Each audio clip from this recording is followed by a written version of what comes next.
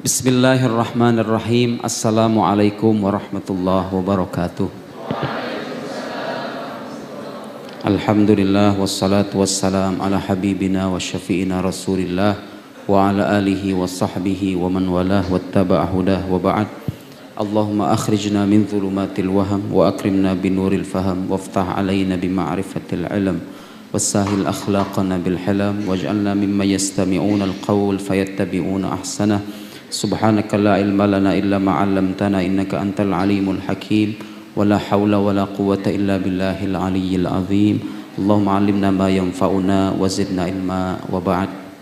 Yang kami hormati segenap pimpinan Pondok Pesantren Madrasatul Quran yang tidak bisa kami sebutkan satu persatu, para kiai, para asatiz, para mahasiswa, betul? Mahasiswa ya? Mahasantri ya, mirip-mirip lah.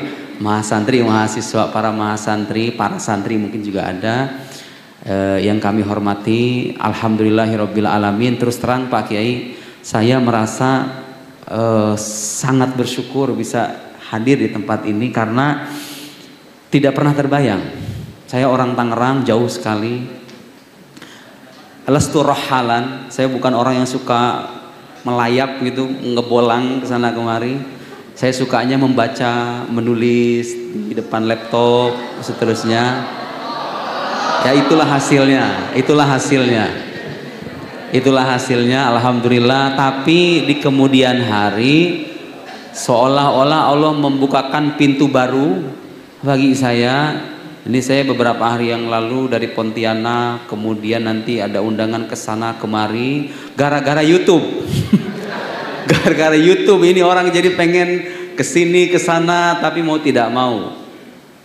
Ilmu adalah amanat yang harus disampaikan. Tapi yang paling membuat saya bahagia adalah ketika dikabarkan ingin ke Jombang, ke Tebu Ireng khususnya.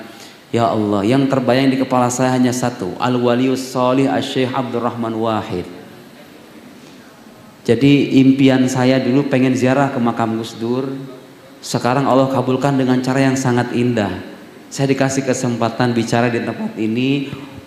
Secara pribadi sebetulnya saya kurang layak, apalagi bicara di hadapan para kiai sepuh di sini. Tapi mohon maaf Pak Kiai, karena saya diminta untuk bicara, jadi harus berbicara. Alhamdulillah, saya sangat senang sekali bisa berziarah, bertatap muka dengan teman-teman mahasantri semuanya. Saya santri dan kita semua santri. Asal kita beda-beda. Saya orang Sunda, Anda mungkin orang Jawa, ada mungkin orang Madura. Lakin wahadanal Islam wa wahadana al iman binubuwati Muhammad alaihi salatu wassalam. Kita disatukan dengan agama Islam, dengan keimanan kita kepada Nabi besar Muhammad sallallahu alaihi wasallam, dengan kitab suci Al-Quran yang kita jadikan sebagai pegangan hidup. Nah, sebetulnya seperti Pak Kiai sampaikan tadi, kita ini sebagai orang muslim udah nggak perlu nyari beginian, bahas beginian ini. Udah selesai bagi kita itu. Tapi masalahnya adalah kita hidup di sini, di dunia ini nggak selamanya bersentuhan dengan orang muslim. Kita akan bersentuhan, mungkin nanti para mahasantri ini ada yang menjadi dosen di kampus, kemudian bersentuhan dengan, apalagi di dunia media sosial. Dunia media sosial sekarang tuh ya Allah ya Karim. Orang bisa gampang merubah pandangan bahkan agamanya gara-gara medsos sekarang itu. Betul, saya menyaksikan betul itu. Orang beralih dari satu agama, bahkan meninggalkan agama gara-gara tontonan-tontonan video, TikTok, Instagram, YouTube, Facebook, tulisan-tulisan dan lain-lain. Dan orang gampang terpengaruh. Hidup orang sekarang di zaman serba instan, pengen yang singkat-singkat. Ya juga ya, apa iya Quran itu sebagai kalam Tuhannya ada apa enggak? Nah ditanya-tanya Tuhannya ada apa enggak, itu Nabi itu beneran ada Nabi ya? Sebagai tokoh sejarah biasa saja Nabi Muhammad itu kan ada orang-orang punya pandangan sepanjang itu. Nah ketika kita menjumpai orang-orang semacam ini, mau tidak mau kita harus bisa membuktikan kepada mereka. Tentu bukan dengan Anda mengatakan Quran sebagai kalam Allah, apa buktinya? Qala Allah Ta'ala fil Quranil Karim, nggak bisa. Bagaimana mungkin kita mengatakan Quran kalam Allah, tapi buktinya adalah dari kalam Allah itu sendiri. Kalam yang kita sebut sebagai kalam Allah, ada daur. Yu'adilad daur, yatawaqaf syai' ala ma yatawaqqafu alaihi, ada mustahil. Ketika kita mengatakan, jadi gini, harus dibedakan antara sesuatu yang diklaim sebagai kalam Allah dengan sesuatu yang terbukti sebagai kalam Allah. Bisa dipahami ya teman-teman mahasantri semuanya. Ada hal yang beda antara sesuatu yang diklaim itu artinya diakui. Kita mengakui ini Quran sebagai kalam Allah, kita mengakui Allah ada, kita mengakui Nabi kita itu benar-benar Nabi, kita mengakui. Tapi pengakuan itu satu hal, pembuktian itu hal yang lain lagi. Nah, orang Islam sejagat percaya nih dengan keilahian Quran, kenabian Muhammad, tapi perlu diingat banyaknya orang Islam yang meyakini sesuatu tidak serta-merta menjadikan keyakinan itu benar. Karena untuk menentukan suatu keyakinan benar atau tidak, la budda fihi min dalil. Harus ada buktinya. Harus ada dalilnya, dan dalilnya ini harus bersandar pada hukum akal, rasionalitas, karena ini yang merekatkan kita semua. Orang ateis, orang Sunni, orang Salafi, orang Syiah, semuanya punya akal sehat. Jadi kalau kita berdebat secara akademis menyangkut ini, mau tidak mau kita harus menggunakan rasionalitas, jawaban yang masuk akal. Dan kadang-kadang problem kita adalah sebagian santri ketika dihadapkan pertanyaan semacam ini kadang-kadang tidak bisa menjawab. Padahal ini pertanyaan penting dan harus kita kuasai bagaimana cara memaparkan ajaran kita secara rasional kepada orang-orang di luar sana. Apalagi sekarang kita hidup di zaman di mana budaya orang-orang barat itu sudah merasuk ke dalam dunia orang Islam. Cara berpikirnya, cara berpakaiannya, cara hidupnya. Nah, orang barat senantiasa menggunakan ini. Ya sudah, mereka menggunakan ini, ayo kita berdebat dengan ini saja. Kan kira-kira begitu. Nah, inilah saya kira pentingnya pembahasan semacam ini. Saya tadi katakan, Quran itu bukan hanya diklaim sebagai kalam Allah, tapi dia terbukti sebagai kalam Allah. Apa gunanya? Apa gunanya kita membuktikan itu? Nah, sekarang begini. Saya membaca beberapa buku orientalis, orang-orang ateis, mereka itu, saya berikan contoh yang sederhana saja ya. Bagaimana para orientalis, karena kalau kita lihat di dunia barat, orang barat itu mengkaji Quran. Bahkan ada satu jurusan Quranic Studies kan di barat itu masif sekali. Nah, mereka itu mengkaji Quran bukan sebagai kalam ilahi, tapi sebagai teks sejarah biasa. Jikalau dikatakan Quran kalam Allah, kata mereka itu imannya kaum muslim aja, itu bukan klaim ilmiah. Kalau kita mengkaji Quran secara ilmiah, Quran itu harus dilepaskan dari sumbernya, dari keilahiannya. Ya, dia kalam Tuhan itu ya sudah, itu pengakuan orang Islam aja. Kalau kita mengkaji Quran secara ilmiah, dia harus diperlakukan sebagai teks sejarah biasa. Saya sudah banyak kutipkan di sini, kutipan orientalis begitu ya. Cuman saya kira ini untuk menyingkat, menghemat waktu, dan kayaknya nggak perlu ya. Apa perlu saya bacakan dari sumber aslinya, bilughal injiliziyah. Aywa, hadhihi mushkilah. Lughal injiliziyah mawjud yani, kullu syai' mawjud huna. Ini mungkin ana aqra muqtatafat min kalam haula. Mungkin saya bacakan beberapa potongan aja ya dari ungkapan-ungkapan mereka. Nih, sekarang saya akan kutipkan salah seorang, banyak kutipan ini, tapi saya kutipkan satu aja. Mereka tuh maunya apa sebetulnya? Orientalis itu maunya apa? Singkatnya mereka itu mau kita itu mengkaji Quran secara kritis sebagaimana orang non-muslim mengkaji kitab suci mereka secara kritis. Kata Angelica Neuwirth, salah seorang perempuan, ini sarjana asal Jerman, dia salah satu ungkapannya mengatakan begini. Ungkapan ini banyak ya, saya akan kutipkan penggalan yang sesuai aja dengan tema kita. Kata dia apa? Such obeisance to the Islamic tradition rather than to the methods and perspective of religious and biblical studies reflects a failure of Quranic studies to locate the Quran. Nah, ini kata kuncinya, at eye level with the other Semitic scriptures. Kata Angelica Neuwirth, kajian-kajian Quran itu, jadi ketaatan kita kepada tradisi Islam, turos Islam, bagi dia itu, bagi orientalis itu adalah sebuah kegagalan. Kita itu kalau pengen mengkaji Quran harusnya itu tidak hanya bersandar pada tradisi kita aja, tapi harus didekati secara kritis. Kalau kita terlalu mengandalkan tradisi keislaman, kata dia, itu adalah sebuah kegagalan. Kenapa? Karena seharusnya Quran itu ditempatkan at eye level with other Semitic scriptures, selevel atau sejajar dengan kitab-kitab Semitik yang lain. Bible, perjanjian lama, perjanjian baru. Nah, tapi yang menarik saudara-saudara sekalian, kalau kita mengkaji Quran, Quran itu sangat berbeda dengan kitab-kitab suci umat agama lain. Ayo kita telusuri satu persatu apa keunikan kitab suci kita, supaya kita bisa tahu bahwa ini kitab suci beneran dari Tuhan. Bukan hanya diklaim dari Tuhan, tapi terbukti dari Tuhan.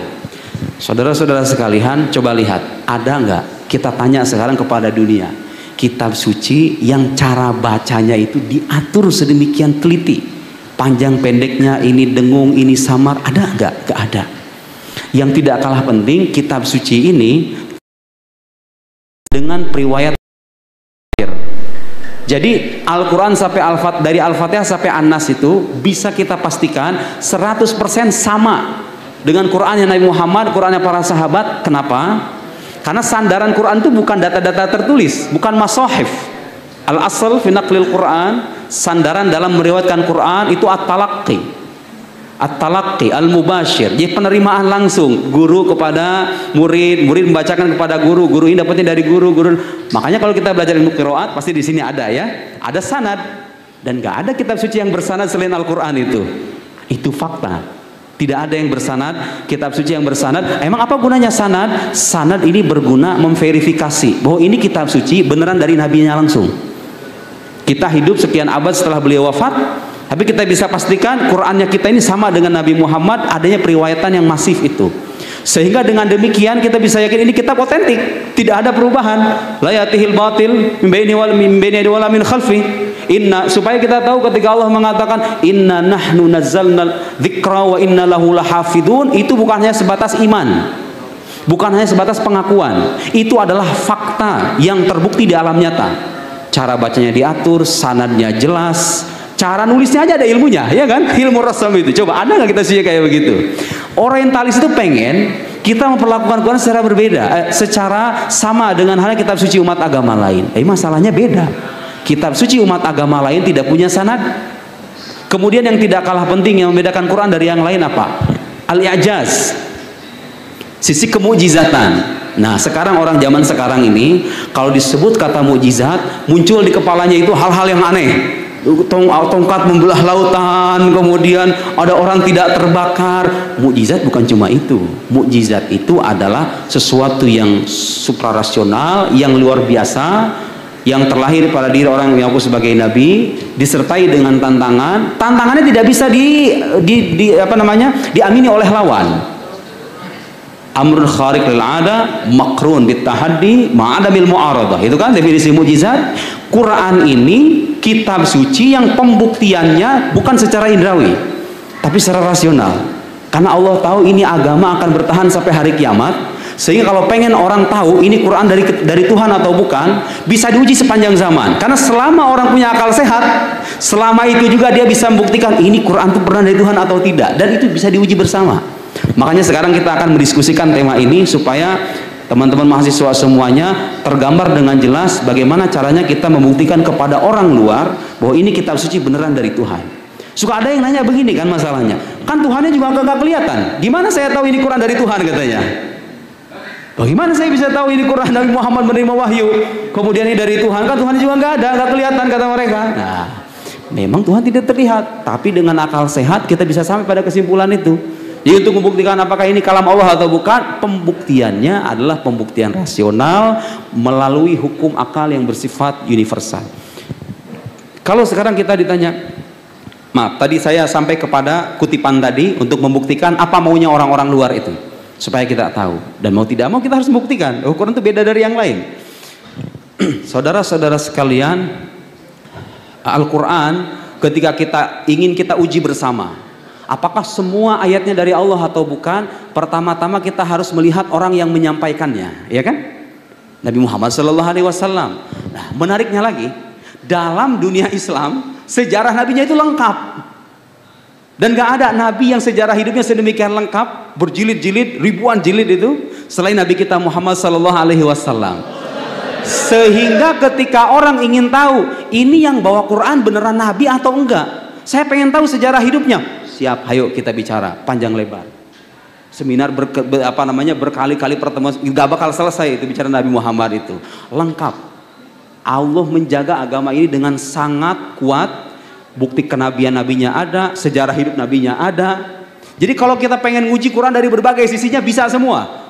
Yang menyampaikan Al-Quran mana sejarah hidupnya? Ayo kita omongin Nabi Muhammad. Dilihat ini sosok-sosok yang menyampaikan Quran ini. Orang jujur, pernah berbohong, orang yang terbukti pernah melakukan tindakan yang tidak beradab, atau dia itu dikenal sebagai orang berbudi pekerti luhur.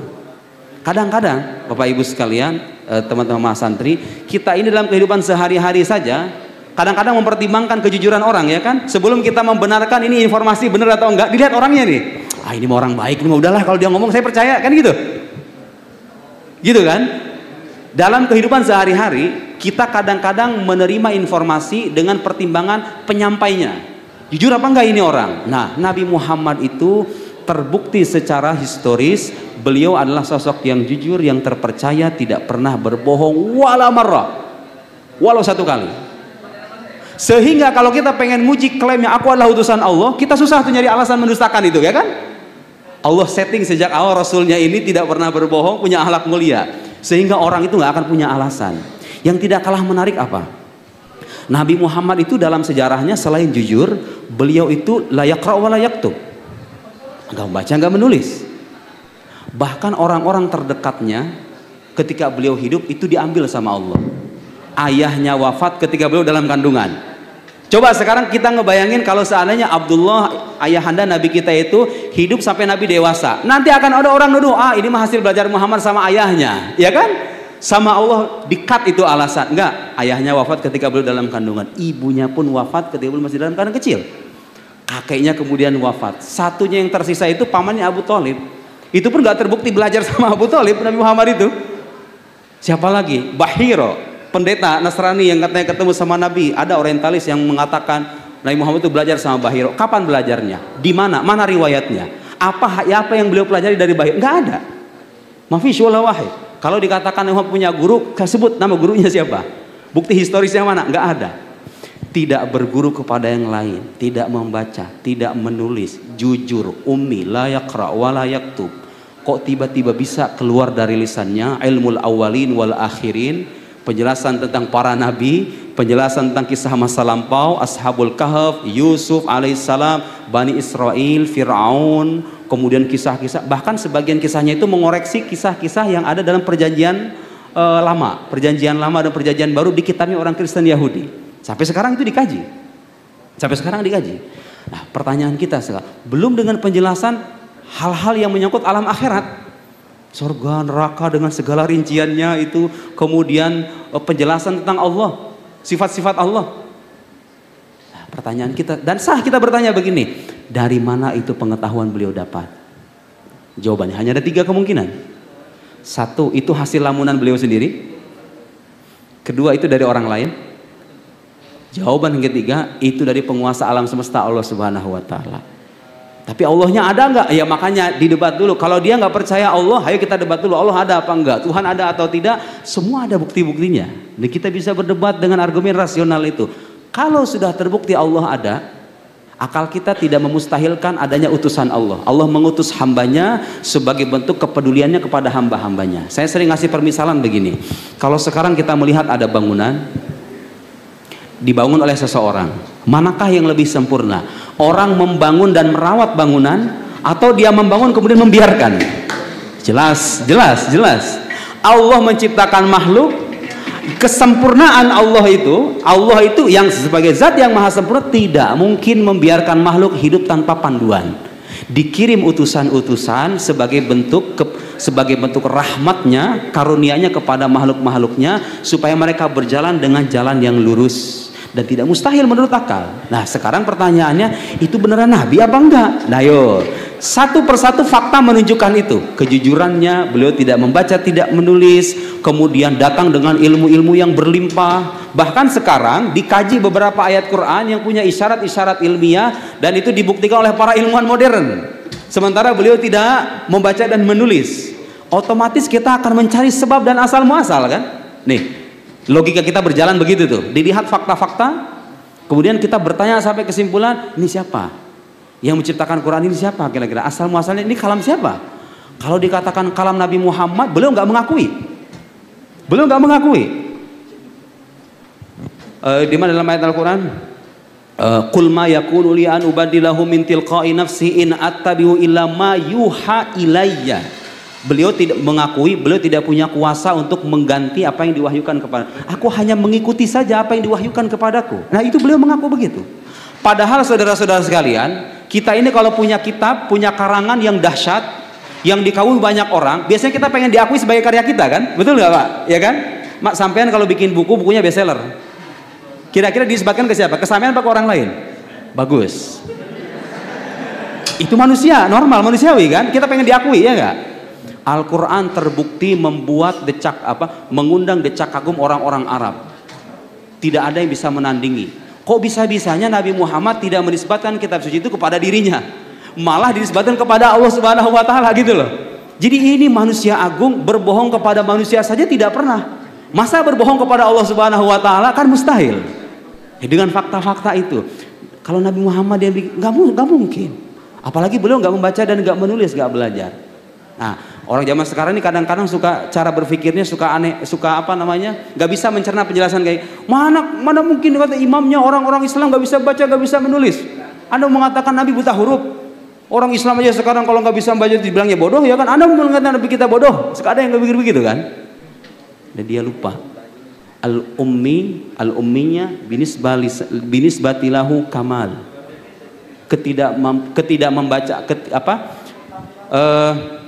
Tidak membaca, tidak menulis itu bagi lo sebuah kesempurnaan. Karena kalau Nabi Muhammad ini bisa baca tulis, orang akan punya alasan, ini mah hasil belajarnya dia sama orang lain, kan begitu? Kan begitu. Dan itu diafirmasi oleh Al-Quran, keumian Nabi itu. Wa ma kunta min qabli, gimana ayat itu? Allahumma shalli ala sayyidina Muhammad di ayat wala takhutuhu biyaminik idza lartabal mubtilun. Ada ayat itu gimana itu? Coba yang para hafiz Quran, wa ma kunta tatlu min qablihi min kitabi wala takhutuhu biyaminik idza lartabal mubtilun. Al-Quran mengatakan Muhammad itu tidak pernah menulis, tidak pernah membaca. Al-Quran yang mengatakan begitu. Ummi, jujur, mengaku sebagai utusan Allah. Yang tidak kalah penting saudara-saudara, Al-Quran itu Al-Quran itu salah satu karakternya itu mengandung sisi kemujizatan, dalam arti dia berisikan tantangan. Ayo kalian kalau ragu, wa in kuntum fi raibin mimma nazzalna ala abdina fa'tu bi suratin min mithlih. Kalau kalian ragu, kalian datangkan satu surat saja. Yang paling pendek itu kan 3 ayat. Inna atainakal kautsar fashalli rabbika wanhar inna syani'aka huwal abtar. Itu manusia sepanjang belasan abad ditantang kayak begitu, nggak ada yang bisa. Lihat fakta itu satu persatu. Keumian Nabi Muhammad, kejujurannya, pengakuannya sebagai utusan Allah. Kemudian dengan fakta ini kitab suci yang unik, berisikan tantangan, manusia sepanjang zaman nggak ada yang mampu. Kalau seandainya ada manusia yang mampu, niscaya orang terdepan yang memenuhi tantangan Quran adalah orang-orang Arab, karena mereka ahlul fasahah, mereka orang-orang fasih. Sampai-sampai ada ayat dalam Al-Quran, itu banyak beberapa ayat dalam Al-Quran, kalau kita baca riwayat-riwayat ya, orang-orang terdahulu ketika membaca potongan-potongan ayat Al-Quran ada yang sampai tersungkur bersujud, saking merasakan keindahan bahasa Quran ini. Ini bukan kalam manusia ini yang beginian ini. Saya pernah membaca itu ayat bunyinya, yang dalam sebuah riwayat suatu ketika seorang sahabat mendengar Nabi baca surat At-Tur sampai pada ayat am khuliqu min ghairi syai'in am humul khaliqun. Allahu Akbar. Itu ayat kalau kita pahami bisa membantah pikiran orang-orang ateis semuanya. Ana daras ilmu kalam walhamdulillah yani fahimtum ma'na hadhil ayah. Saya mempelajari ilmu kalam, saudara-saudara sekalian, membaca ayat ini, itu ayat menjelaskan apa yang dijelaskan oleh berjilid-jilid ribuan mutakallimun itu. Mereka kan pengen buktikan Allah itu ada dengan dalil burhan, dalil hudus, dalil nadam dan lain-lain. Quran hanya meringkas dengan satu baris itu saja. Am khuliqu min ghairi syai'in am humul khaliqun. Itu di sana ada pembahasan kausalitas, ada pembahasan daur, ada pembahasan tasalsul, pembahasan istilah tarjih bila murajjih dan lain-lain yang ditulis berjilid-jilid. Quran diringkas begitu saja. Sebagai bukti ini bukan kalam manusia biasa. Ada seorang sahabat ketika mendengar Nabi membaca ayat ini, kada qalbi ayyatir, katanya. Hatiku tuh sampai-sampai ingin terbang. Karena merasakan kedahsyatan ayat. Kita sekarang nggak bakal terbang karena kita bukan orang Arab. Nggak merasakan sensenya orang Arab. Orang Arab yang asli ketika membaca Quran itu akan merasakan keindahan yang dahsyat. Nah poinnya sekarang dengan fakta-fakta ini, kemudian Nabi Muhammad gak mungkin yang ngarang Quran. Orang lain apalagi, Nabi Muhammad aja gak mungkin, apalagi siapa orang lainnya, kan kira-kira begitu. Siapa? Jin juga gak mungkin. Orang dilanat kok jinnya dalam Al-Quran, masa ya dari jin, dari roh jahat, kan gak mungkin. Walhasil pada akhirnya kesimpulan yang mengatakan Quran kalam Allah itu adalah kesimpulan yang paling masuk akal ketika kita menghadapkan atau dihadapkan pada fakta-fakta tadi itu. Karena gak mungkin ini buatan manusia, dan bukti-bukti kemujizatannya itu banyak. Nah sekarang yang jadi pertanyaan selanjutnya, suka ada orang nanya begini, oke, Quran mujizat, terus apa hubungannya dia dengan kalam Allah? Bagaimana Anda sampai pada kesimpulan Quran kalam Allah, mukjizat adalah buktinya? Bagaimana cara merasionalkannya? Kok Anda mengatakan ini kalam Allah dengan alasan Al-Quran adalah mukjizat? Ada yang bisa menjawab? Yang bisa menjawab saya kasih buku beneran. Ayo adik-adik, teman-teman mahasiswa, mahasantri semuanya, kita mengakui Quran sebagai mukjizat, selesai dibuktikan nih, Quran mu'jiz. Bagaimana kita sampai pada kesimpulan karena dia mu'jiz, dia adalah kalam Allah? Kebayang gak pertanyaan ini maksud saya? Gak kebayang. Ada yang bisa jawab? Kita sepakat Quran itu mukjizat kan? Ya itu masalahnya sekarang, bagaimana dengan kemujizatan itu kita sampai pada kesimpulan dia kalam Allah? Hal mujib على هذا السؤال الهدية يعني موجود عندي هدية. أيوة نعم تفضل تقدم إلى الأمام أخي الفاضل. Kasih tepuk tangan. تفضل. Hah? لا ما في مشكلة. تفضل إلى الأمام. أريد أن تقف في الأمام ثم تعرف نفسك. نعم تفضل.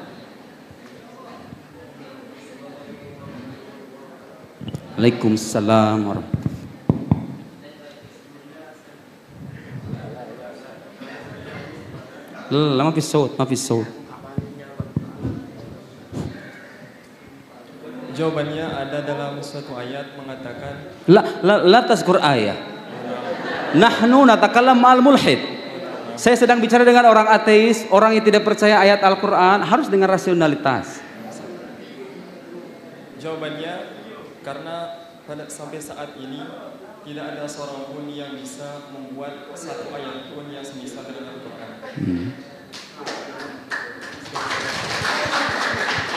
Karena jikalau Al-Quran bukan kalamullah, maka semestinya ada satu atau dua orang yang bisa membuatnya semisal Al-Quran. Ahsan. Karena sampai saat ini tidak ada yang bisa membuat. Ahsan. تعال تفضل خذ الكتاب تعال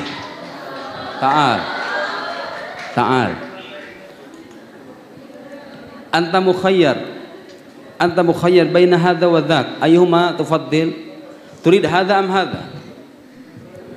هذا اشتريت لم تشتري اشتريت أم لا لم تشتري تكلم بالعربية خذ هذا kasih tepuk tangan dulu.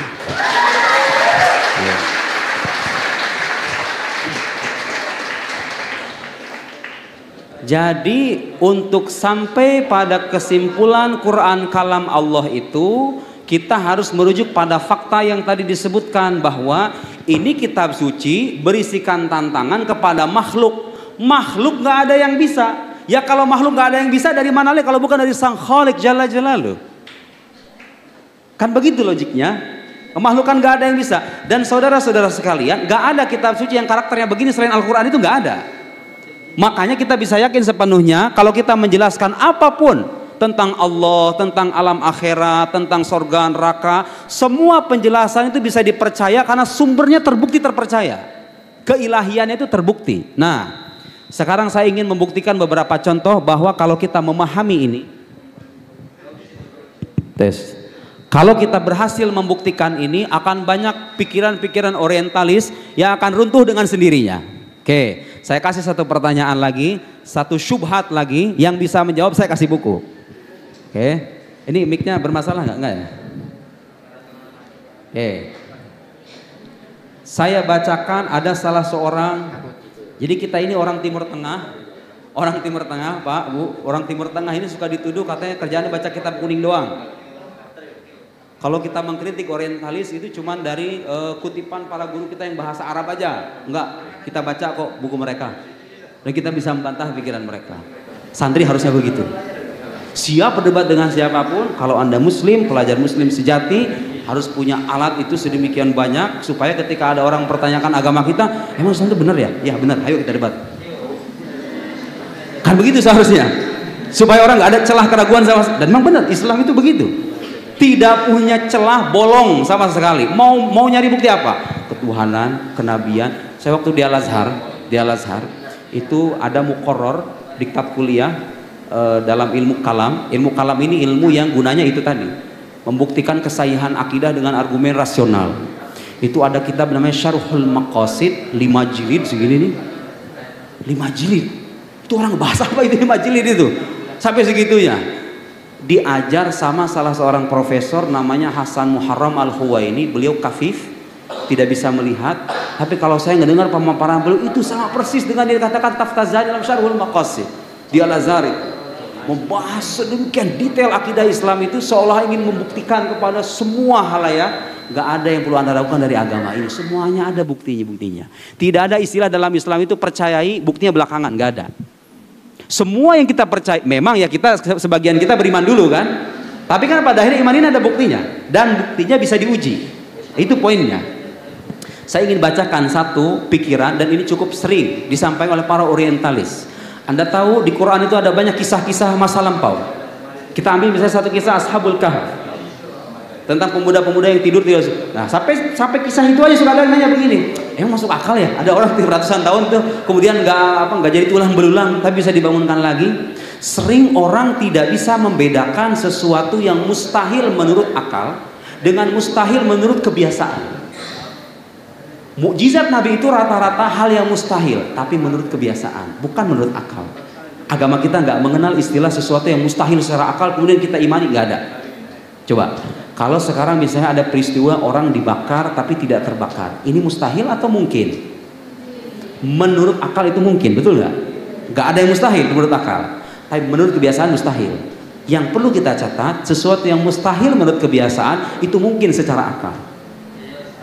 Harus dicatat itu baik-baik ya, karena banyak orang di luar sana nggak masuk akal lah. Ada orang dibakar nggak terbakar, orang tidur ratusan tahun kemudian masih bangkit lagi, nggak masuk akal. Itu bukan nggak masuk akal, itu masuk akal, tapi kebiasaan tidak biasa menyaksikan itu. Dan sesuatu yang mustahil menurut kebiasaan itu mungkin secara akal. Dan itu terjadi dalam sejarah, terjadi.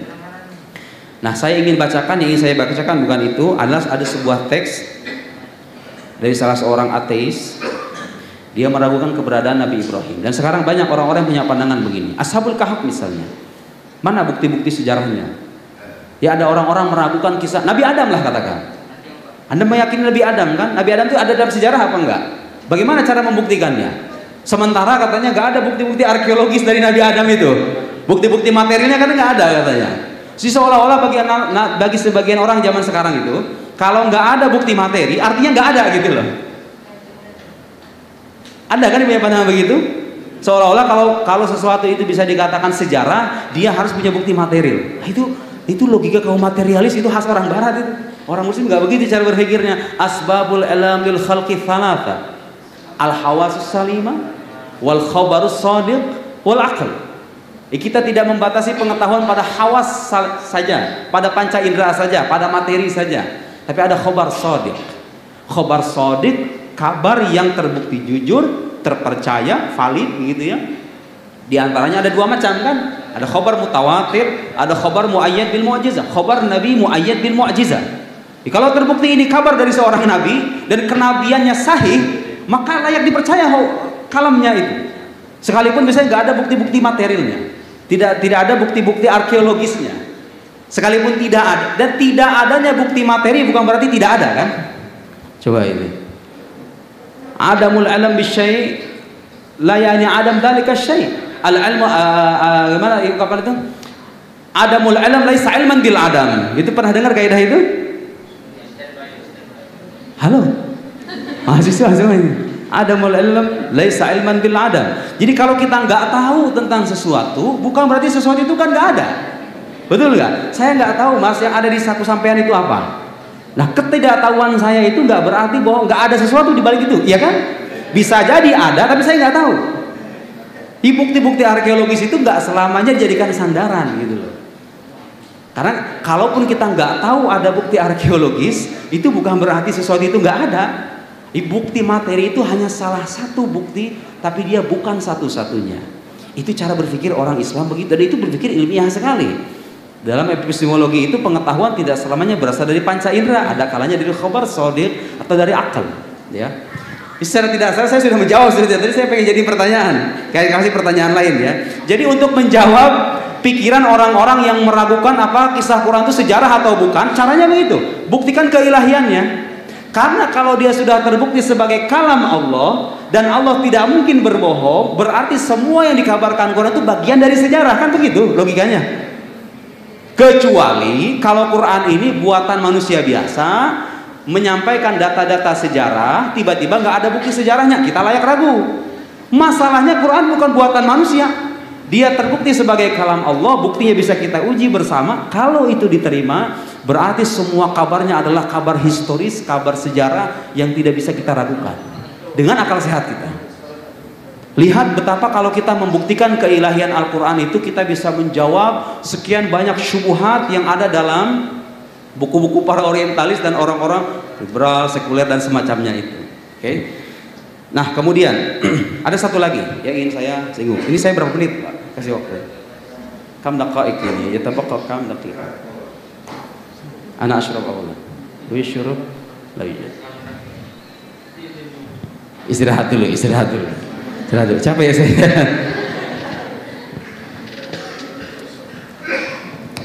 Bismillah.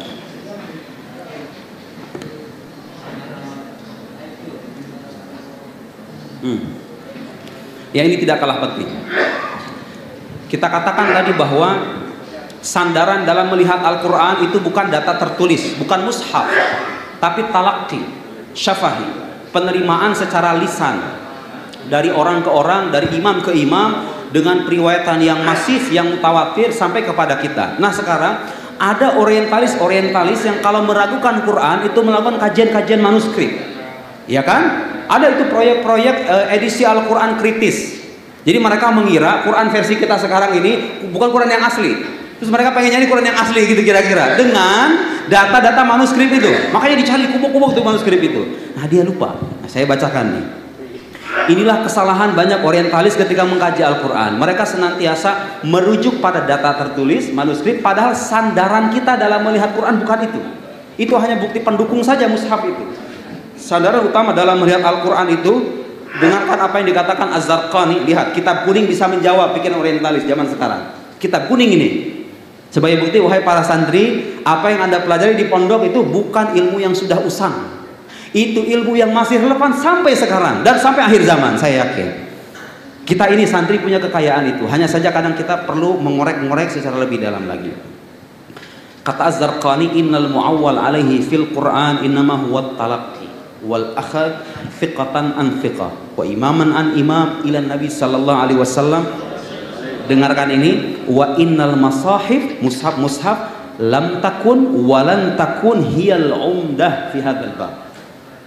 Jadi mushaf itu bukan sandaran kalau pengen mengkaji Quran, caranya bukan begitu. Ini kita ngomong soal orientalis ya.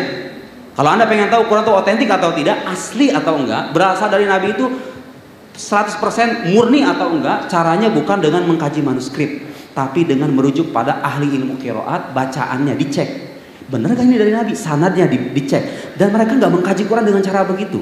Karena kalau Quran dikaji dengan cara begitu, terbukti keotentikannya. Itu cara orientalis, liciknya orientalis begitu tuh.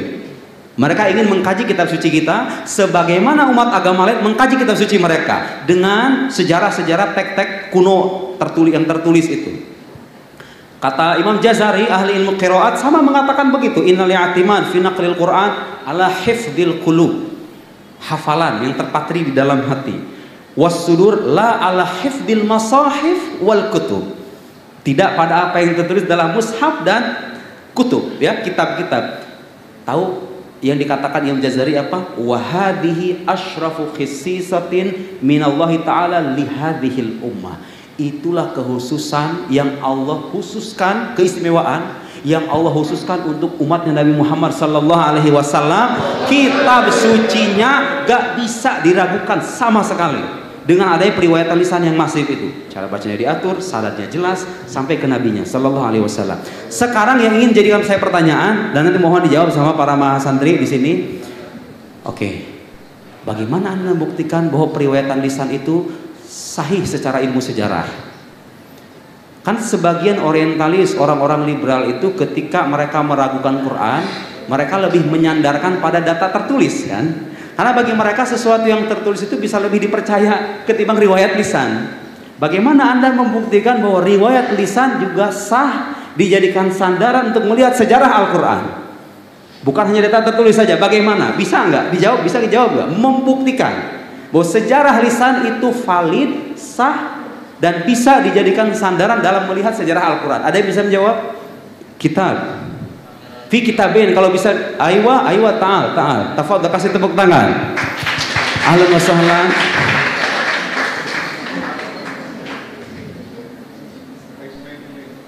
Ta'al kita maaf muskilah fil amam. Ayo.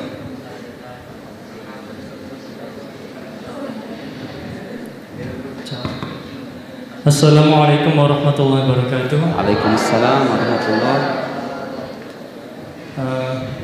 Untuk menjawab pertanyaan tadi tentang bagaimana cara membuktikan kesahihan periwayatan Al-Quran,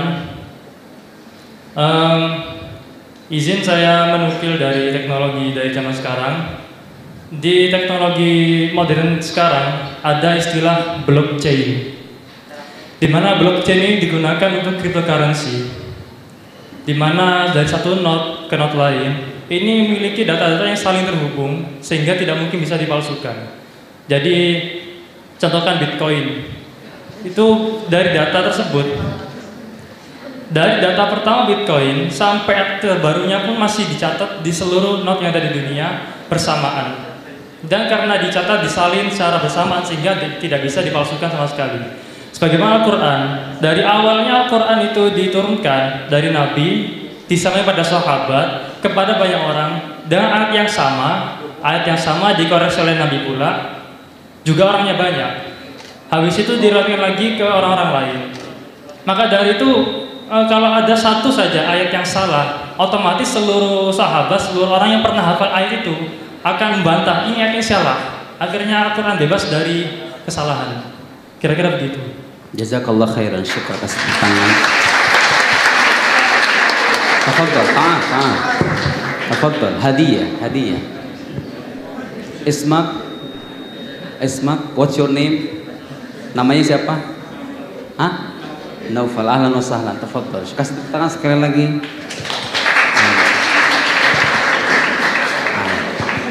Sebetulnya ada jawaban yang lebih ringkas, lebih masuk akal. Selain jawaban mungkin yang agak terlihat berbelit itu, saya kasih jawaban yang paling gampang.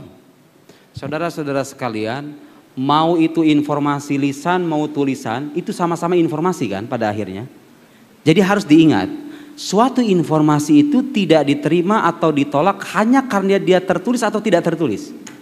Informasi itu diterima kalau dia terbukti sahih, bukan karena dia tertulis atau tidak tertulis. Perlu dicatat itu baik-baik, karena orang di luar sana sekarang kan pasti antum mengikuti perdebatan terkini yang bilang katanya tidak ada kitab sezaman, ya kan?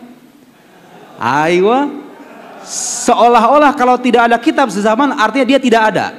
Itu nggak logik itu bagi saya. Sesuatu yang tidak tertulis kan bukan berarti nggak ada, betul nggak? Sampean lahir aktenya nggak dicatat, apa artinya sampean nggak lahir? Sesuatu yang tidak tertulis bukan berarti tidak ada. Bisa jadi sesuatu ada, tidak tertulis, kan begitu logiknya. Nah, saya ingin berikan contoh yang lebih konkret lagi.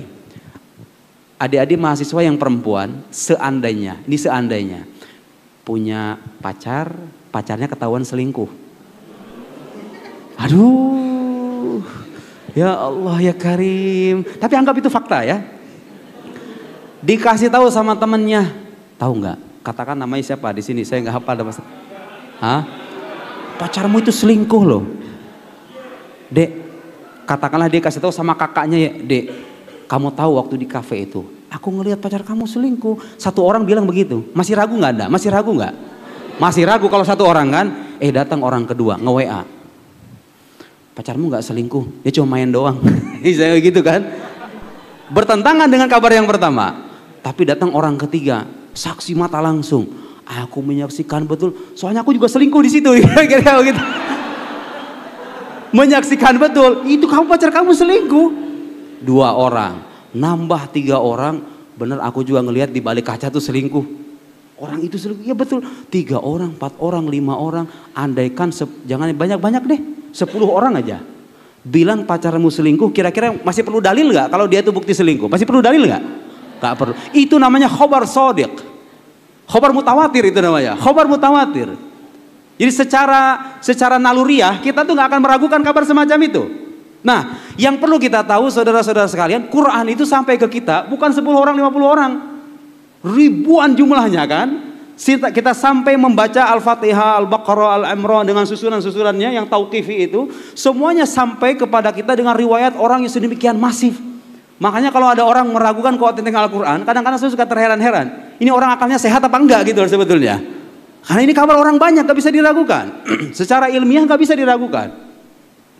Dan terbukti gitu ya, kemutawatiran Quran itu bisa diverifikasi dengan ilmu qiraat kan pada akhirnya. Itulah bukti diantara kevalidan Al-Quran. Nah, ingin saya katakan adalah baik dia informasi lisan atau tulisan, selama dia informasinya sahih, apalagi diriwayatkan oleh orang banyak, dia sah untuk diterima. Sekarang kita kembali kepada analogi tadi. Andaikan 10 orang bilang pacarmu selingkuh, tiba-tiba ada WhatsApp data tertulis kan, mengatakan tidak selingkuh. Anda percaya yang mana? Yang satu dipercaya hanya karena dia tertulis, atau Anda mempercaya yang 10 sekalipun dia tidak tertulis? Bagus, bagus. Itu bukti bahwa informasi sejarah tidak diterima hanya karena dia tertulis saja. Informasi itu diterima kalau dia terbukti sahih. Terbukti sahih, apalagi disampaikan secara mutawatir. Dan itulah alasan kenapa kita percaya kepada manusia-manusia agung bernama Hud, Saleh, Ibrahim, Yusuf. Kita nggak pernah lihat kuburannya, nggak pernah ketemu sama orangnya. Kenapa Anda percaya? Karena itu khobar mutawatir.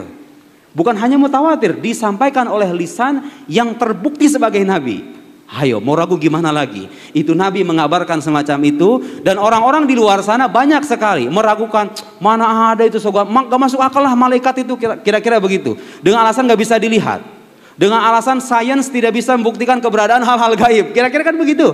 Ilmu modern sekarang sudah maju Pak. Bukan saatnya lagi mengimani hal-hal yang tidak masuk akal, itu malaikat, surga, neraka, itu hanya hayalan manusia saja.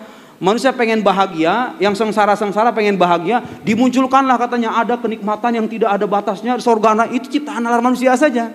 Dia lupa bahwa kabar semua ini bukan dari manusia biasa, tapi dari manusia yang terbukti sebagai utusan Allah Subhanahu wa Ta'ala. Dan bukti kenabiannya bisa diuji, keilahian kitab sucinya bisa diuji, keberadaan Tuhannya pun bisa dibuktikan. Sekian, wassalamualaikum warahmatullahi wabarakatuh. Waalaikumsalam. Ya, sangat menarik bahwa bagaimana beliau memaparkan secara sistematis dan ya bernas juga. Bagaimana tentang akidah-akidah itu tidak hanya sekedar berhenti pada pengakuan, tetapi memunculkan argumen-argumen rasionalnya. Ya, monggo selanjutnya kami buka 3 penanya dulu. Monggo. Satu dari Mahasantri Mahatali Hashim Asyari, satu dari Mahatali Yusuf Asyar. Monggo masih angkat kacamata. Nggih. Dari Mas Thohir, monggo. Terus monggo dari siapa itu? Nggih, Mas yang baju putih. Monggo.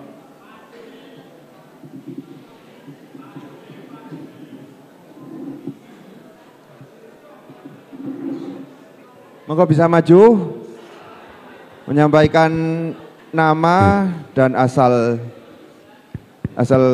Mahatalinya. Monggo Mas Thohir. Bismillahirrahmanirrahim. Assalamualaikum warahmatullahi wabarakatuh. Waalaikumsalam.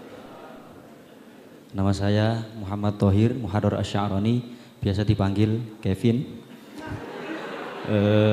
Singkat saja, saya berasal dari Mahasantri Mahatali Yusuf Masyar semester 3. Ingin izin bertanya. Jika pertanyaannya salah, mohon dibenarkan. Yang pertama,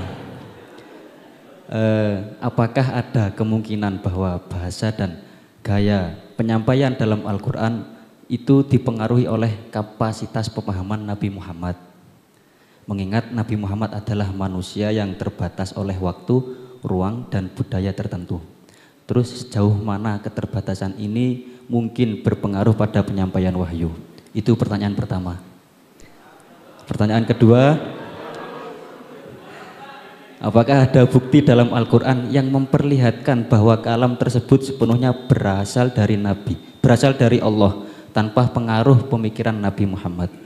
Dan bagaimana kita memastikan bahwa setiap kata dalam Al-Quran adalah murni dari Allah dan bukan hasil interpretasi atau pengaruh pemikiran Nabi Muhammad? Kurang lebihnya mohon maaf. Wassalamualaikum warahmatullahi wabarakatuh. Waalaikumsalam warahmatullahi. Langsung dijawab aja ya, biasanya nggak lupa. Monggo. Oke. Pertama, kalau Anda membaca Al-Quran, coba Mas, sesekali bandingin bahasa Quran dengan bahasa hadis. Bahasa hadis Nabi, innamal a'malu binniyat wa innamal likulli imri'in ma nawa. Bandingin itu satu redaksi dengan redaksi Al-Quran yang mengatakan yang tadi saya sebut itu. Ya Allah ya Karim, ayat Quran itu keindahan, itu sense rasa yang hanya bisa dirasakan oleh orang yang paham betul bahasa Arab. Beda sekali. Susunan nazomnya itu beda. Al-Quran itu coba sampean susun satu redaksi bahasa Arab aja, bandingin dengan redaksi Quran, kasih tahu profesor bahasa Arab mana yang lebih indah. Kan ini soal kemampuan linguistik yang menentukan ini. Jadi Quran itu fi a'la darajatil fasaha wal balagha am khuliqu min ghairi syai'in am humul khaliqun. Coba itu tantangan yang sedemikian pede sekali kan. Wa in kuntum fi raibim mimma nazzalna ala abdina fa'tu bisu. Ala abdina bilangnya juga kepada hamba kami. Ya bukan Nabi Muhammad. Quran ini sudah jelas. Belum ada kata-kata qul dalam Al-Quran. Qul ya ayyuhal kafirun la a'budu ma ta'budun wa la antum. Nah, berkaitan dengan surat Al-Kafirun ini, Profesor Muhammad Siri itu mengubah redaksi ayat, kata beliau yang benar itu bukan la a'budu ma ta'budun tapi la a'budu ma ta'budun. Ya Allah ya Karim. Hadzal kalam fi kufur, sah? Kayf taqul? Jadi kata beliau surat Al-Kafirun itu redaksi yang benar, qul ya ayyuhal kafirun la a'budu ma ta'budun wa la antum a'buduna ma'bud wa la ana a'budu ma'budtum wa la. Jadi yang harusnya la nafi diubah menjadi lam taukid. Dia ngajak kita kafir. Ngajak kita menyembah sesembahan orang kafir pada akhirnya kan? Sungguh aku menyembah apa yang kalian sembah, katanya begitu redaksi yang benar. Ya Allah ya Karim. Saya sudah bantah itu di buku saya, Runtuhnya Teori Polemik Kitab Suci. Pembacaan beliau terhadap surat Al-Kafirun yang katanya apa? Karena kalau kita mengatakan la abudu ma ta'budun, kami tidak menyembah apa yang kalian sembah, itu enggak toleran katanya. Yang toleran itu adalah harus mengatakan kami menyembah apa yang kalian sembah. Ya Allah ya Karim. Hancur itu mana ayat pada akhirnya, ya enggak? Enggak ada toleransi lagi pada akhirnya. Karena di akhirnya mengatakan lakum dinukum waliyadin, agamamu agamamu, agamaku agamaku. Karena itu dikatakan la a'budu ma ta'budun, aku enggak menyembah apa yang kalian sembah karena agama kita beda. Kalau ikuti cara baca beliau, la a'budu ma ta'budun, aku menyembah apa yang kalian sembah, berarti agama kita sama dong pada akhirnya. Bukan lakum dinukum waliyadin lagi pada akhirnya, ya kan? Hancur maknanya ayat. Ayat Quran itu kalau dirubah sedikit saja maknanya hancur itu. Oh kimat ayat itu benar-benar dimantapkan ayatnya itu, susunannya nggak bisa diubah-ubah, dan fasohahnya itu mas, fasohahnya itu tidak bisa tertandingi hatta dengan hadis sekalipun, termasuk hadis kursi. Karena ada hadis-hadis kursi yang disebutkan kepada Allah, tapi redaksi itu beda sekali dengan Al-Quran. Itu satu, untuk membuktikan bahwa kata per kata, ayat per ayat Quran itu bukan dari manusia. Karena dari kajian kebahasaan saja udah terbukti beda itu. Nah, itu satu. Yang kedua, ayat Quran juga mengkonfirmasi bahwa Nabi Muhammad itu nggak mengubah apapun dalam Al-Quran. Tadi ayat yang saya sebut, qul ma yakunu li an ubaddilahu min tilqa'i nafsi. Aku tidak bisa ngubah dari diriku. Jadi Nabi Muhammad itu nggak bisa ngubah ngotak-ngutik ayat Al-Quran. Munim sendiri berani. Nabi Muhammad aja nggak berani, beliau berani kan? Nah itu luar biasa tuh. Itulah orang kalau sudah terpengaruh dengan pikiran orientalis. Kebablasan. Nggak tahu batasan, ya. Kalau sudah tahrif, yuharrifunal kalim an mawadhihi, itu kebiasaan ahlul kitab kan. Beliau mengikuti kebiasaan ahli kitab itu, mengubah-ubah korek-korek ayat-ayat Al-Quran.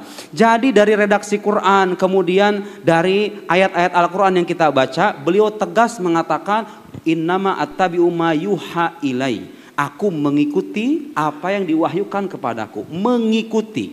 Kalau mengikuti kan artinya kita nggak ngapa-ngapain, kecuali sebagai mubalik saja, sebagai penyampai saja. Setelah kita cek, ternyata benar. Redaksi Quran ini beda dengan hadis. Coba aja, Sahih Bukhari, Sahih Muslim, jajarkan di hadapan Anda, bandingin dengan Al-Quran. Ayo. Nah, siapa yang bisa bandingin ini? Para ahli bahasa. Saya kalau dikasih kesempatan, pengen sekali menjelaskan ayat yang tadi saya sebut, am khuliqu min ghairi syai'in am humul khaliqun. Itu satu ayat. Kalau kita pahami dengan baik, semua pikiran orang ateis itu bisa terbantah. Saya yakin, hakul yakin. Dengan ayat itu saja. Supaya membuktikan bahwa ini kalam mu'ajiz. Gak ada yang bisa menandingi kalau am khuliqu min. Nih, saya bacakan tafsir dari Al-Jalalain untuk supaya saya membuktikan paling tidak secara ringkas ya, bahwa ini ayat menutup pintu ateisme dari berbagai sisinya. Oke. Sekarang kita zaman teknologi, ada maktabah syamilah. Langsung aja kita baca. Tafsir Jalalain, Imam Al-Mahalli mengatakan, lihat. Kalau ada orang gak percaya Tuhan, kira-kira dijawab. Am khuliqu min ghairi syai'in. Apa syai' di sini artinya? Khaliq. Apakah mereka itu diciptakan tanpa pencipta? Am humul khaliqun, ataukah mereka pencipta itu sendiri? Kata Imam Al-Mahalli, am humul khaliqun anfusahum. Nih dengerin. Wala yuqal makhluk bi ghairi khaliq. Tidak masuk akal kalau ada makhluk kalau nggak ada yang menciptakan. Mereka kan sudah tercipta nih. Nah, penciptanya siapa? Ima mereka diciptakan tanpa pencipta, atau mereka adalah pencipta itu sendiri. Tidak masuk akal kalau ada makhluk tanpa ada khaliq. Berdasarkan hukum kausalitas, hukum sebab akibat. Dan Anda percaya atau tidak, kalau kita bicara kausalitas bisa ratusan lembar. Al-Quran hanya meringkas, mengakui kausalitas dengan ayat itu saja. Am khuliqu min ghairi syai'in am humul khaliqun. Wala yuqal makhluk bi ghairi khaliq. Lanjutannya, wala ma'dum yakhluq. Sesuatu yang tidak ada, kayak kita dulu yang nggak ada, nggak mungkin jadi pencipta kan? Faqidu syai' la yu'ti. Gitu kan ungkapan orang Arab, sesuatu yang tidak ada nggak mungkin memberikan efek. Fala budda lahum min khaliqin huwallahul wahid. Maka dengan demikian harus ada pencipta dan dialah Allah Subhanahu wa taala. Ini ayat mengakui hukum kausalitas, dan kalau kita mengakui kausalitas bahwa alam ini ada sebabnya, orang pasti nanya sebabnya apa? Oh, sebabnya adalah sesuatu yang lain selain Tuhan. Oke, saya tanya, yang menyebabkan sesuatu ini siapa? Sesuatu yang lain, pokoknya bukan Tuhan. Saya tanya lagi, yang kalau silsilah sebab akibat ini gak berakhir, namanya tasalsul. Wahada muhal. Apa bukti kemustahilan tasalsul? Dibahas lagi sama teolog. Lihat ayat ini itu. Mengakui kausalitas, kalau kita geret-geret ke atas, siapa ini, tasalsul mustahil. Kalau dikatakan oke, manusia yang menciptakan, nggak mungkin, itu namanya daur. Bagaimana mungkin manusia bagian dari alam, dia mengadakan alam, alam bergantung manusia bergantung kepada dia, mustahil. Hada muhal, al-alif yatawaqqaf ala ba wal ba yatawaqqaf ala alif, hada muhal. Apa buktinya daur mustahil? Dibahas oleh para teolog. Ada istilah lagi, istihalatut tarjih bila murajjih. Tarjih bila murajjih itu begini. Sekarang kalau kita lihat timbangan yang setara begini, timbangan pasar, ini alam ini tadinya kan bisa jadi ada, bisa jadi nggak ada, ya kan? Bisa jadi ada, bisa jadi nggak ada, sama setara. Kok tiba-tiba dia ada? Berarti terberatkan. Ada sebab atau enggak? Kalau Anda lihat timbangan tadinya setara, tiba-tiba jadi begini, kira-kira ada sebabnya enggak? Harus ada sebabnya. Harus ada sebabnya. Jadi Quran itu mengcover argumen-argumen para teologi itu dengan satu baris ringkasan ayat saja. Dan kalau kita katakan enggak mungkin manusia diciptakan tanpa pencipta, pada akhirnya demi memutus tasalsul itu harus ada satu wujud yang dia tidak bergantung kepada wujud yang lain. Justru dialah yang menjadi sebab utama terwujudnya segala sesuatu yang berwujud di alam semesta ini. Dan dialah Allah Subhanahu wa ta'ala. Unzur fasahatil Quran, jamal Quran. Lihat keindahan bahasa Al-Quran. Ijaz ya. Ijaz, Quran itu kerap kali meringkas gitu. Bahasanya ringkas, tapi kalau dikorek sampai terdalam sangat mendalam dan bisa menjadi seminar berpanjang lebar gitu kira-kira. Itulah keajaiban kitab suci kita, dan itu bukti. Itu bukan kalam Nabi. Ada kalamullah Subhanahu wa ta'ala. Saya kira begitu ya jawabannya. Saya kira begitu. Selanjutnya Mas Mujahid, monggo. Itu yang nanya boleh nih ambil kitabnya. Tafadhol, tafadhol. Ahlan, ahlan wa sahlan. Ya kasih tepuk tangan, kasih tepuk tangan. Tafadhol. Hada risalah Syekh Hasyim Asy'ari. Jadi ini risalah Syekh Hasyim Asy'ari minal mu'tamar ilal mu'tamar. Tafadhol. Jazakallahu khairan. Fi soal akhar minal banat yumkin Minal banat. Minal banat. Oh, yang depan ini.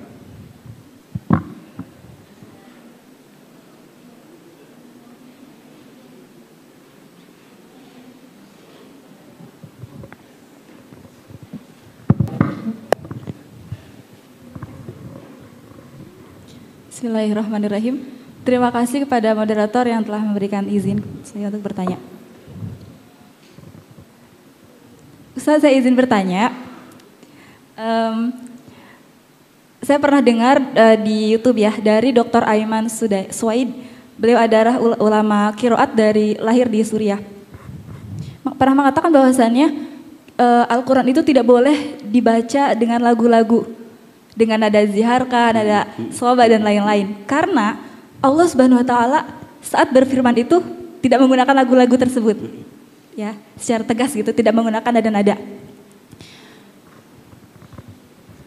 Pertanyaannya adalah Al-Quran sebagai kalam ilahi, kalamullah.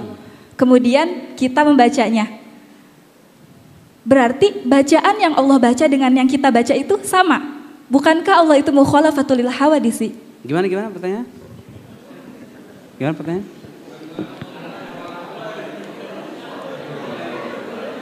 Dulu saya belum menangkap pertanyaan. Coba diulang lagi pertanyaannya.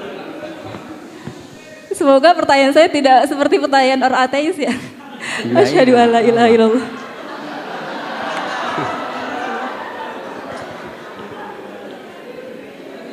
Jadi masih mengutip dari perkataannya Dr. Aiman tersebut, bahwasannya Al-Quran itu tidak boleh dibaca dengan lagu-lagu karena Allah berfirmannya dengan Al-Quran tersebut tidak dengan menggunakan lagu-lagu. Iya.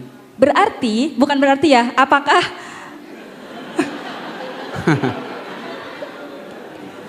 bacaan yang Allah Subhanahu Wa Taala baca itu Al-Quran, kemudian kita baca juga Al-Quran dengan teks yang sama, dengan semua yang sama gitu? Apakah menjadi berarti bukankah bacaan yang Allah baca dan kita sebagai manusia membaca Al-Quran itu menjadi bacaan yang sama antara Khalik dan makhluk? Bukankah Allah itu mukhalafatul lil hawadisi? Kita tahu kan bahwasanya Al-Quran itu memiliki proses yang sangat suci dan segmen yang sangat terjaga, mulai dari Lauhul Mahfuz, kemudian Baitul Izzah sampai turun ke dunia ini. Seperti itu Ustadz, apakah bisa difahami pertanyaan saya Ustadz? Iya, bisa, cukup. Bisa. Terima kasih, wassalamualaikum warahmatullahi wabarakatuh. Food kita.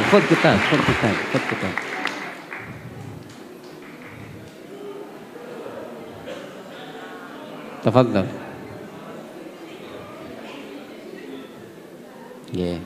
Kasih tepuk tangan sekali lagi. Izin saya agak berdiri karena agak pegel kalau duduk ya. Jadi kalau dikatakan Allah betul. Allah itu beda, makanya kalau kita rujuk penjelasan para ulama, kalam Allah itu laisa biharfin wala bisautin, bukan huruf, bukan suara, bukan bahasa. Jadi jangan bayangkan Allah bicara dengan bahasa Arab. Gak ada ulama yang bilang Allah itu berbahasa Arab. Kok bisa Quran turun dengan bahasa Arab? Allah memberitahu Nabi Muhammad, ini redaksi Al-Fatihah begini, redaksi Al-Baqarah begini, melalui malaikat Jibril. Allah memberitahu kan bukan berarti melafalkan kan? Nah itu perlu gimana cara Allah memberitahu? Itu hal gaib, kita nggak tahu. Yang jelas Allah memberitahu. Cukup kita mengatakan Allah memberitahu, bukan berarti Allah melafalkan. Jadi salah kalau dikatakan Allah itu berbahasa Arab, seperti halnya kita menyampaikan kepada sesama manusia. Jadi Allah itu kalamnya bukan huruf, bukan suara, bukan bahasa, tidak terikat. Karena kalau kalam Allah itu terdiri dari huruf dan suara, berarti hadis kan? Ada permulaannya. Coba Anda baca sekarang. Bismillahirrahmanirrahim. Huruf sin diucapkan setelah ba. Huruf mim setelah sin. Huruf lam setelah alif. Ada permulaan kan? Sesuatu yang ada permulaan berarti hadis. Allah qadim. Allah tidak bermula. Wa yastahil ayyaqumal hawadis bidzatil qadim. Mustahil ada sesuatu yang hadis pada sesuatu yang qadim. Karena qadim artinya tidak bermula, hadis artinya bermula. Tanaqud ya kan pada akhirnya. Jadi betul Ustazah bahwa Allah itu mukhalafah lil hawadis, beda dari makhluk. Buktinya kita katakan kalam Allah beda. Jadi yang kita baca ini bukan kalam Allah dalam arti yang Allah bukan begini. Kalam Allah bukan dalam arti sifat yang qadim. Ini adalah sesuatu yang sudah Allah beritahukan kepada Nabi. Dia menjadi dal, menjadi dal atau penunjuk bagi kalamnya yang qadim. Dal madlul, pasti di sini belajar mantik kan?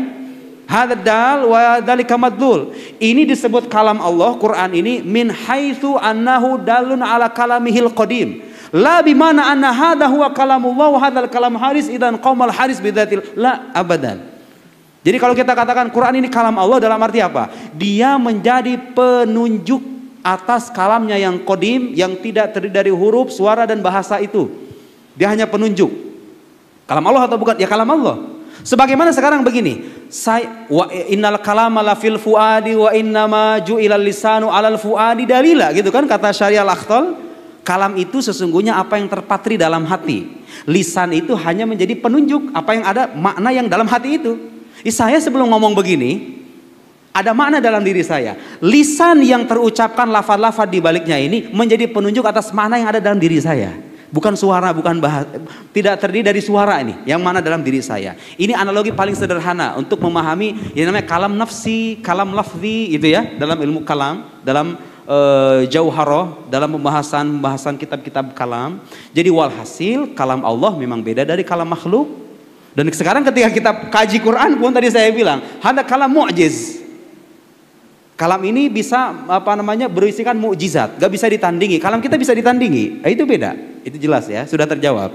Nah soal nagam, menyanyikan Al-Quran, memang yang saya tahu Syekh Aiman Suwaid dan Madrasah Ahlus Syam itu rata-rata memang agak sedikit syadid, agak sedikit keras dalam soal menadamkan. Khawatir wuku fit tala'ub, khawatir kita terjatuh dalam permainan, mempermain atau mutajarah bil Quran. Jadi kita dua tanda petik membisnisnan Al-Quran, mencari mutajarah bil Quran, tala'ub bi alfadil Quran, sementara ini kalam yang suci. Ahlus Syam begitu. Tapi yang saya tahu mungkin batasannya selama tidak berlebihan ya. Saya kira itu. Kalau misalnya menagom dalam arti hanya mengindahkan suara, tidak ada yang begitu kan? Sampai-sampai yang harusnya panjang 5 harokat dikasih jadi 20 harokat kan, kira-kira begitu. Itu kan berlebihan. Itu yang nggak boleh. Adapun sebatas kita sebagaimana qori'ah dalam momen-momen tertentu yang tidak berlebihan, yang saya tahu di Mesir itu hal yang lumrah. Ada Syekh Abdul Basit Abdul Somad, terkenal sekali di Mesir, qori. Ada bukan Hasan Al-Banna, Al-Husari, ada Al-Banna, kemudian ada qurra yang lain. Mereka menagomkan Al-Quran tapi dalam batas yang wajar. Yang dikritik oleh Syekh Aiman Suwaid adalah nagom yang berlebihan itu. Yang panjangnya seharusnya begini, dipanjang. Jadi tidak memperhatikan tajwid pada akhirnya. Itu barangkali ya yang dikritik adalah unsur mubalaghahnya. Apakah ada itu? Ada. Dan memang itu harusnya tidak seharusnya dinyanyikan secara berlebihan semacam itu ya. Mungkin nanti para ahli ilmu qiraat, para ahli takhassus ya yang bisa menjawab lebih detail. Itu yang saya tahu, jawaban yang saya tahu. Saya kira itu. Al-amru ilaik. Fangdur madza ta'mur. Satu pertanyaan lagi tadi Mas Mujahid. Saya pulang besok. Artinya saya free aja. Oh gitu. Sholat asar sudah saya, kan di jamak. Tergantung ini audiensnya masih pada kuat apa enggak, gitu aja. Ya tadi Mas Mujahid, monggo. Ayo. Satu penanya lagi, monggo Mas Mujahid. Maaf muskillah, yallah. Assalamualaikum warahmatullahi wabarakatuh. Waalaikumsalam warahmatullahi. Sebenarnya substansi yang mau saya tanyakan tuh sama kayak Mbak Ustadzah tadi. Tapi ada satu tambahan Ustadz. Sependek yang saya tahu, ada titik temu yang menyatukan antara Ahlus Sunnah, pandangan Ahlus Sunnah terhadap kekodiman kalam ini dengan Mu'tazilah gitu Ustaz. Ada titik temu. Lah apa yang membedakan pandangan Ahlus Sunnah dengan Mu'tazilah mengenai kekodiman Al-Quran Ustaz? Ya. Bagus. Terima kasih. Assalamualaikum warahmatullahi wabarakatuh. Assalamualaikum warahmatullahi wabarakatuh.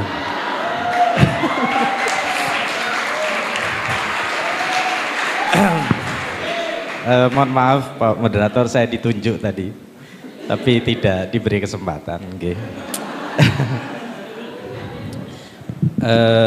Tentu saya kira di sini tidak ada yang ateis ya, nggak ada ya. Semuanya sepakat Quran mukjizat, Quran kalamullah, saya kira sepakat. Cuma memang dari kami nih milenial ya, dan ya milenial semua ini memang agak terkadang sulit ya Ustadz, ketika kita itu disuruh membuktikan tentang seperti tadi ya, konsep tawatur ya, tawaturul Quran. Seperti Ustadz contohkan tadi misalnya apa namanya kasus perselingkuhan tadi. Tapi ada yang nggak masuk ke kami itu ketika perbandingannya ada 10 orang bilang pasangan kamu selingkuh, terus ada satu ngechat tidak selingkuh. Saya kira di zaman seperti sekarang ini hal seperti itu tidak bisa membatalkan tawatur yang 10. Tapi kalau ada 100 orang bilang pasangan kamu selingkuh, terus ada satu video yang membuktikan hari ini atau jam ini saya loh sedang di masjid misalnya. Saya kira 100 orang itu runtuh, bukan begitu ya?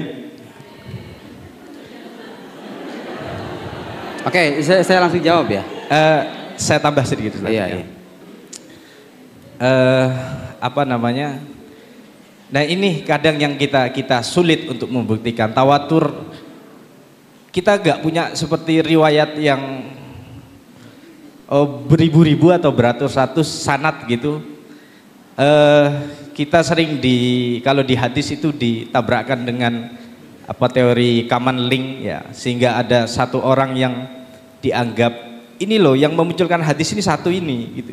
Yang lain cuma link-link saja gitu. Commonnya ada di sini gitu. Terima kasih. Oke. Assalamualaikum warahmatullahi wabarakatuh. Saya langsung jawab yang video tadi. Mas, dari mana Anda tahu bahwa video itu benar-benar asli? Bisa jadi diedit.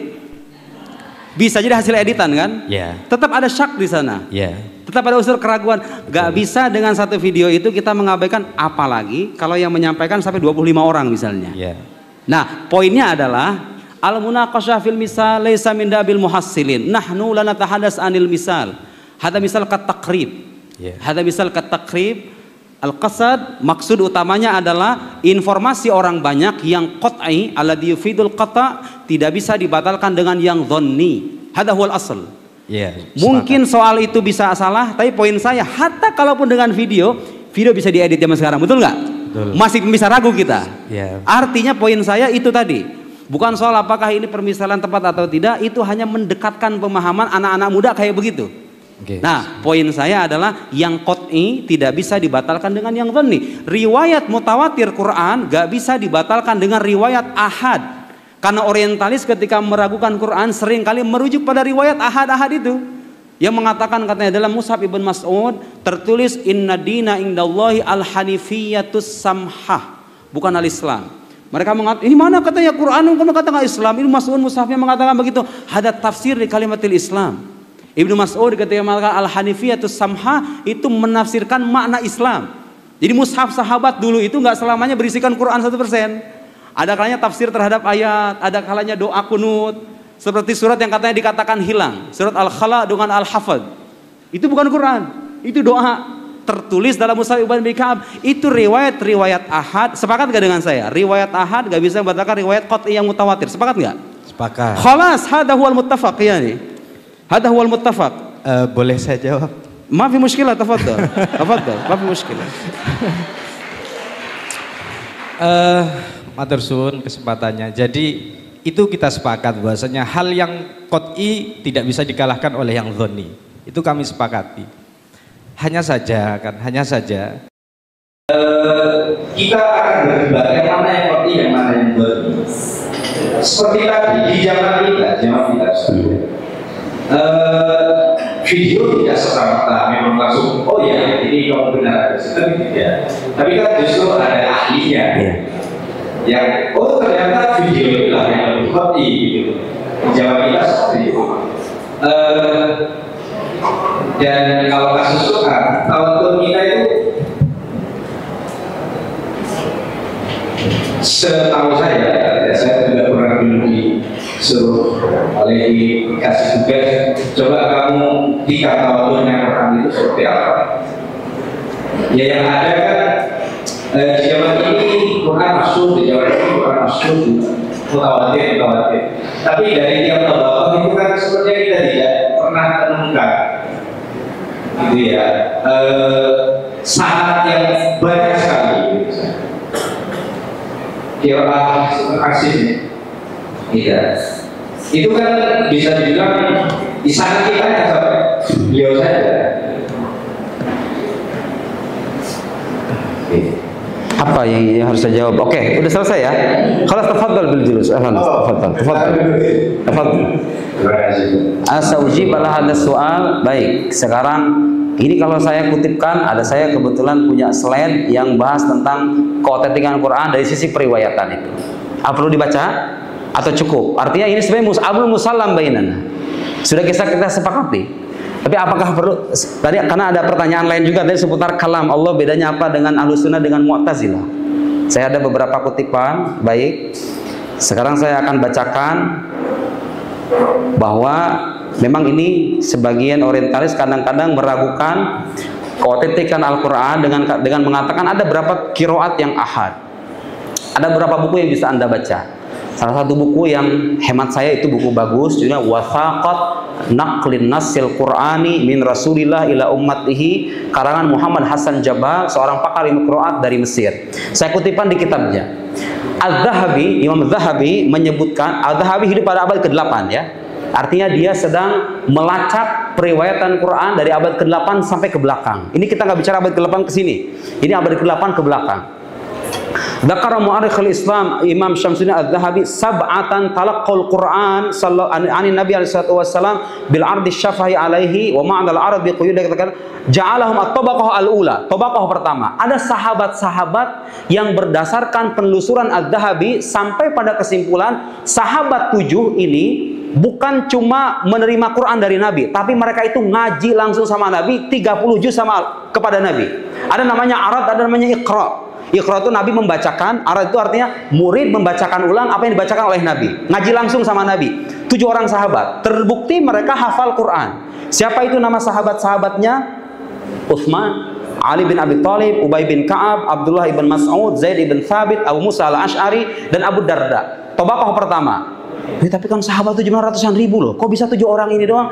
Karena untuk meneliti apakah sahabat, Quran kan turun secara berangsur-angsur nih. Untuk memastikan ini sahabat benar ngaji langsung sepenuhnya sama Nabi atau enggak, itu perlu penelitian panjang. Nah ini berdasarkan penelitian mereka, jujur mereka ketemu sama 7 sahabat. Mereka itu terbukti dari riwayat yang beragam membaca Quran langsung kepada Nabi ardhan an dhahri qalb gitu ya. Nah kemudian apa? Wa arrakha li hayawatihim. Kemudian Al-Zahabi meriwayatkan sejarah hidup mereka yang tadi 7 itu. Tsumma dzakara asma alladziina talaqaw anhum. Tabaqah yang kedua yang menerima dari mereka ardan musyafatan hasab ma dzakara aidan 12 7. Sebetulnya dengan angka 7 12 itu udah mutawatir loh sebetulnya. Kita belum bicara sahabat, ribuan sahabat yang baca Quran juga gitu loh. Jadi Quran ini kalau misalnya ditelisik dari sumbernya yang awal, sahabat yang jumlahnya ratusan ribu itu, kemudian kita cek yang benar-benar hafal Quran berapa orang nih? Kata Zahabi ada 7 nih, tervalidasi nih 7 orang ini. Coba, kalau kita itu mengkaji Quran berdasarkan nafsu, kita bisa aja ngomong begini, ada ribuan sahabat yang hafal Al-Quran, kan bisa aja begitu. Tapi enggak, ulama jujur, lihat. Tabaqah kedua berapa? Jumlahnya 12. Coba tabaqah tsalitsa. Tabaqah ketiga sampai tabaqah 18 di eranya Az-Zahabi, berapa jumlahnya? Total semua qurra itu berapa jumlahnya? Nih, saya kutipkan dari Hasan Jabal, fabalagha adad qurratil katabaqat 34 wa 700.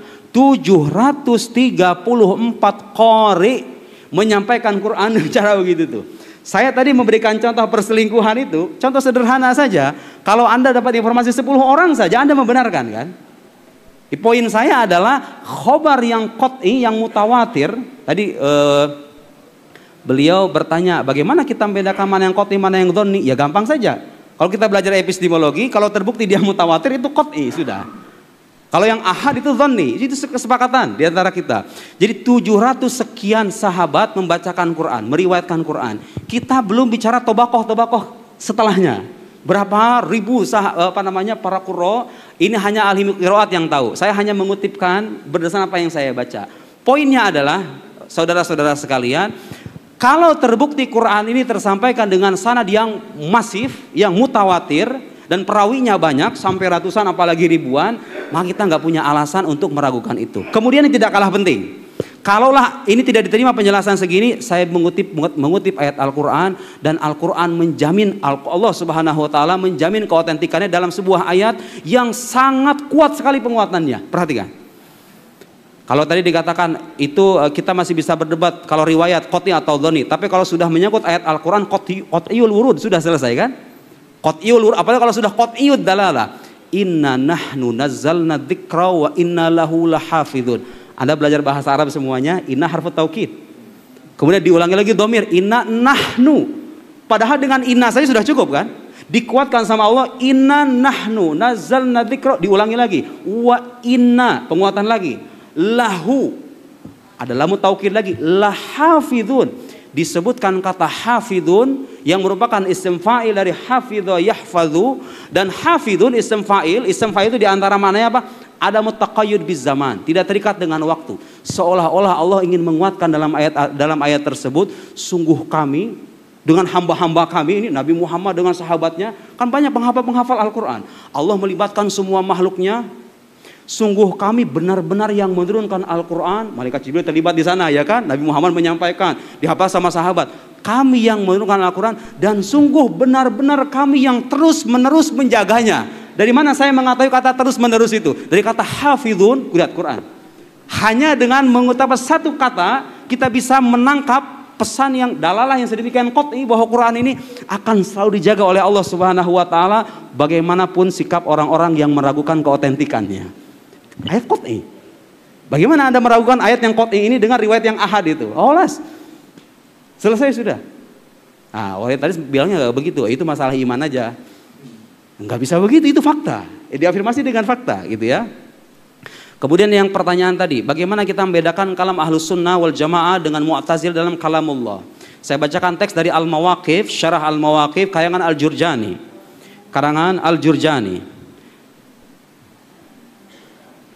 Masih kuat apa enggak ini? Nah, dengarkan. Kalau mau tahu, saya berikan kesimpulan sederhana. Jadi bedanya begini, saudara-saudara sekalian. Mu'tazilah dengan Asy'ariyah itu ada kesepakatan. Kesepakatannya apa? Allah mutakallim. Bedanya Asy'ariyah dengan Mu'tazilah apa? Asy'ariyah mengisbat namanya kalam nafsi. Kalam yang bukan berupa lafaz dan suara itu, yang dia berupa sifat yang berada pada zat Allah. Mu'tazilah tidak mengakui itu. Bagi mereka Allah mutakallim itu artinya Allahu yakhluqul kalam. Allah menciptakan kalam. Bagi Mu'tazilah tidak ada yang namanya kalam nafsi.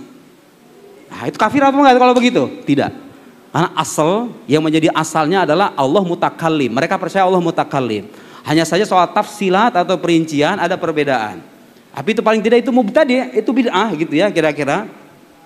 Saya bacakan teks dari Syarif Al-Jurjani, Syarhul Mawaqif, 8 jilid. Di salah satu kitabnya, jilid ke-8, halaman ke-93. Ketika membicarakan kalam lafzi, paham kalam lafzi ya, yang kita bacakan ini, Bismillahirrahmanirrahim, Alhamdulillah, ini kalam lafzi, yang terlafadzkan. Ketika bicara kalam lafzi, Mu'tazilah mengakui ada nama kalam lafzi. Kita mengakui enggak? Mengakui kalam lafzi. Bedanya kita mengakui kalam lafzi sekaligus kalam nafsi, Mu'tazilah enggak. Wa hadzal ladzi qalahul Mu'tazilah la nunkiruhu. Yang dikatakan Mu'tazilah ada kalam yang diciptakan kayak gini nih yang kita baca Bismillahirrahmanirrahim Alhamdulillah. Kita tidak mengingkari bahwa ini adalah kalam yang hadis. Kita tidak mengingkari. Nahnu la nunkiru nahnu bal naqulu bihi. Kita katakan memang ada kalam yang hadis. Dia sebagai dal atau penunjuk atas kalam Allah yang qadim. Wa nusamih kalaman lafziyan. Kita menyebutnya kalam lafzi. Wa na'tarif bi huduthihi. Kita mengakui kehadisannya. Dia hal yang baru. Karena ada permulaannya kan? Kalam lafzi. Wa adam qiyami bidzatihi ta'ala. Nah, ini yang katanya. Lakinna nuthbitu amran wara'a dzalik wa huwal ma'na al-qa'im bin nafs. Bin nafs ay bidzatil ilahiyah. Tapi kita menetapkan hal lain di balik itu. Yaitu apa? kalam nafsi yang menjadi madlul dari kalam lafzi ini. Tuh ini perdebatan Pak. Saya sudah jelaskan di buku yang tadi dikasih itu yang warna hitam. Saya sudah jelaskan kalam Allah dalam pandangan kaum Sunni. Silahkan Anda baca perbedaan Sunni dengan Mu'tazilah. Walhasil semuanya sepakat. Allah mutakallim. Allah itu maha berbicara. Apakah Allah mutakallim itu artinya Allah menciptakan kalam, atau dalam arti Allah itu qama bihil kalam, berada pada dirinya sebuah kalam. Asy'ariyah mengatakan Allah mutakallim bimana anhu qama bidatihi al-kalam. Gimana? Saya udah ini, udah enggak mudeng nih. Allah menetap, bukan menetap, salah. Berada pada dirinya sebuah kalam yang qadim.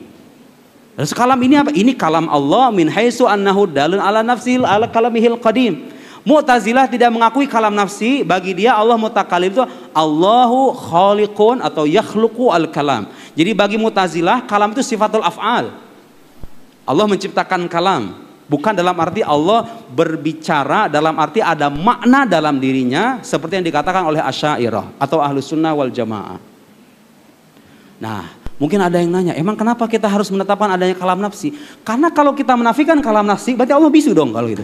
Ya enggak?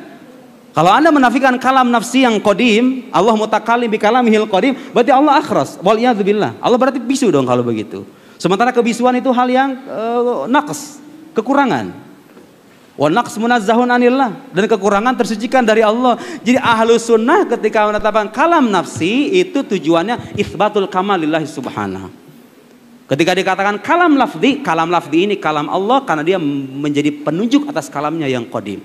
Saya kira itu cukup ya, mudah-mudahan bermanfaat. Mohon maaf kalau sudah berpanjang lebar, tapi paling tidak ala kulli hal jika ada hal yang kurang berkenan atau ada penjelasan yang kurang memuaskan, ana bashar, saya manusia, yukhti wa yusib, bisa jadi benar bisa jadi salah. Jika ada yang salah mohon dikoreksi, jika ada yang benar mudah-mudahan bermanfaat. Terima kasih banyak atas kesempatan yang sudah diberikan, mudah-mudahan berjumpa di lain kesempatan. Sekian, wassalamualaikum warahmatullahi wabarakatuh.